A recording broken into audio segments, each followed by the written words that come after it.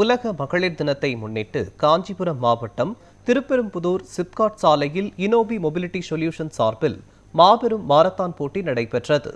இந்த மாரத்தான் போட்டியானது 3, 5 மற்றும் 10 கிலோமீட்டர் என 3 பிரிவுகளாக நடத்தப்பட்டது.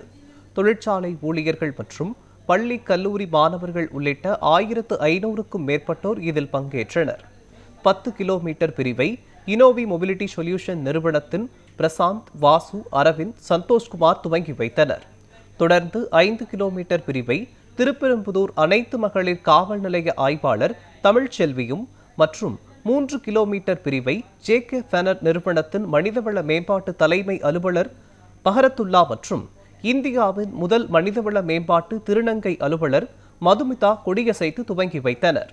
தொடர்ந்து போட்டியில் வெற்றி பெற்று முதல் 3 இடங்களை பிடித்தவர்களுக்கு பரிசுத் தொகையும் வழங்கப்பட்டது. இந்த நிகழ்வில் இனோவி மொபிலிட்டி சொல்யூஷன் இந்தியா நிறுவனத்தின் நிர்வாக அலுவலர்கள் Lokeshwaran, Nagalakshmi, Ravichandran, Jennifer, Praveenkumar, Dreams Foundation நிர்வாகிகள் என பலர் கலந்து கொண்டனர்.